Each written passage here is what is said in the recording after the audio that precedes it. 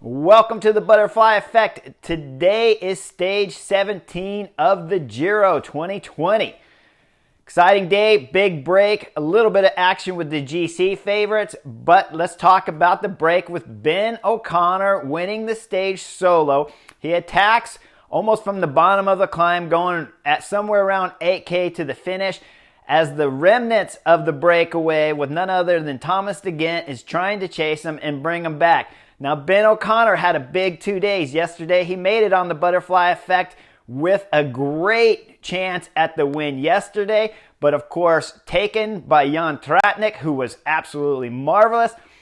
Ben was great, but just did not have the legs. Who could have seen that win from Tratnik yesterday? He was amazing in the last 1K to have that much energy.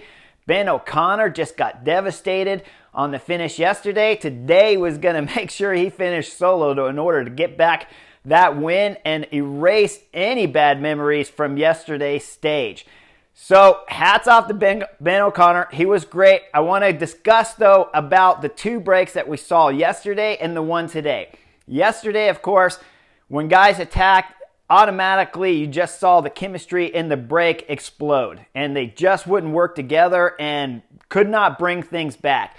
Today, another large break with multiple teams and multiple riders. And like I said, it's really hard to guess what the chemistry is going to be. Now, Movistar have 4 guys, and they send Cataldo with 75, 80K. Still a long ways left in the race.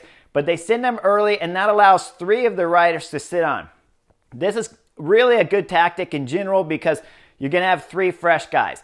The problem Movistar had today in today's stage was that those 3 guys just, when it was all said and done, just did not have the legs on the last climb, and you see them 1, 2, 3 getting popped out of the final break selection, going for the line, and then of course Ben O'Connor lighting things up and going solo.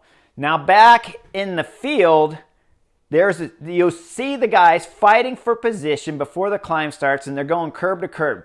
This is a stressful moment in the field because the real fights in Europe, and what I try to explain between US racing and European racing, is that the field is such a good quality and there's so many riders. A lot of times we're racing here in the US with 125, 150 riders. Over in Europe, when you're doing those 175 and 200 plus rider fields, these fights going into the last climb are curb to curb, and you'll see where each team is lined out. You can have 4 or 5 teams all lined out on these narrow roads fighting for these climbs. It's really stressful on the riders, and it uses a lot of energy. You see Sunweb start the last climb, and they're on the front, and they're drilling it. Now, this was a huge mistake made.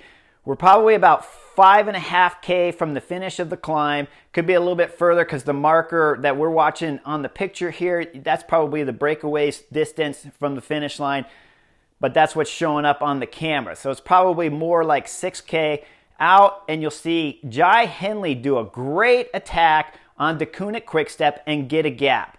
Okay, this is a setup that's made, it's perfectly done. Jai Hindley's part was perfect. He jumps, he gets away, no one could cover, but he's third on GC, so he's a big threat to Almeida's lead, the De Koninck Quickstep rider's lead, and Almeida doesn't follow right away. Now here's where the problem starts. Wilco Kelderman does an amateur move here and jumps way too early to go across to Jai Hindley. Wilco, you gotta let the stew sit, man.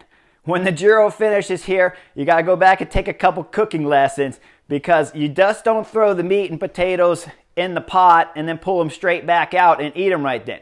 You gotta let it stew. You gotta let Jai Hindley go. He's got to get a little bit of a gap there. Either that forces Almeida to sit on the front himself, which gets him tired. Maybe he can, maybe he can't bring the gap down. We don't know because you didn't let it stew. You gotta let it stew, Wilco Kelderman. You cannot. It takes patience. When you put a plan together, the plan, you gotta think down the road. Jai Hindley goes, the gap is right there.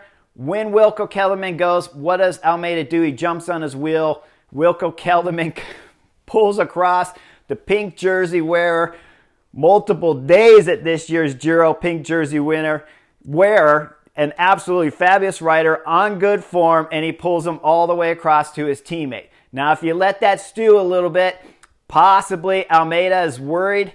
He can't close the gap. We've already seen where Jai Hindley has dropped Almeida in the past, so there's no reason to think at this moment he might not do the same. That gap gets a little bit bigger. Almeida's sitting back there. He can't close it. The gap keeps getting bigger. Once that gap gets bigger, a K and a half, maybe even 2K later, that's when Wilco Kelderman, boom, you got to go across. And you got to put it down. You got to go across clean with no Almeida on your wheel. Instead, the gap is very short. Wilco Kelderman doesn't give it enough time. When he finally goes, of course, Almeida, with his speed that he has, because he has quickness, right? He has very fast acceleration. When Wilco Kelderman goes, that is not a difficult speed to adjust for Almeida to go to Wilco Kelderman's speed. He's got that legs. He's got that punch. He'll just punch it. Boom. He jumps on Wilco Kelderman's wheel, and Wilco just carries him across the gap. Wilco, go get some cooking lessons, brother. You got to let that stuff stew. You got to get in there. You got to let it get soft. You got to let the legs and Almeida have to sit on the front, get soft and juicy, and start really feeling some pain and suffering. And when you finally see his head dip down a little bit like that because he's hurting, you go across the gap. You get it. Next thing you know, you're wearing the pink jersey after today's stage. Instead, you gain 0 time. You still left Almeida in the pink jersey, and now we got to wait for tomorrow's stage. Now, do I think it's changed a whole lot? No. I think tomorrow's stage, Wilco Kelderman or Jai Hindley will be in the pink jersey for sure. One of those two riders. They need to make it happen, though, tomorrow. They're running out of days here at the Giro when anything can happen in 2020. So Wilco Kelderman, better find a way to get that jersey. But you made a mistake on the earlier mountain stage, and now you made another mistake, and these are big mistakes at crucial times. The closer you get to the finish of the race, the closer you get to the finish stages of Grand Tours, the less time you have to make up for mistakes. We're on stage 17, tomorrow stage 18. You still don't have the pink jersey. You're running out of time. I know tomorrow's looking great, and like I said, I already believe you can take it. One of the Sunweb riders for sure anyways, but you're running out of time. Tomorrow, you can't be making mistakes like you did on today's stage. Now, I want to talk about the jersey here that I got hanging up. 1996, the winner of 1996, I had already signed for Française des Jeux. I'm going over for the first training camp there, and we're staying somewhere near Paris. It's snowing and cold, and I'm roommates with none other than Thomas David. David is a great character. I was rooming with him. He borrowed a pair of my gloves to go out training, long finger ones. In Europe, we don't have dryers over there, right? Not in the 90s anyways. There's no dryer. So you dry your gloves, your pants, your shoes, all that stuff on the radiators, on the heat lamps. He actually took my gloves, put them over the lamp, and burnt my gloves. And so he gave me one of his Benesto jerseys. And of course, I'm a young kid, right? I'm completely excited. I've signed my first European contract with Française des Jeux. I'm riding with a guy who rode with Miguel Indurain at the Tour de France. And now he's handing over his jersey to me just for a pair of gloves. I was ecstatic. It really made the whole week worthwhile.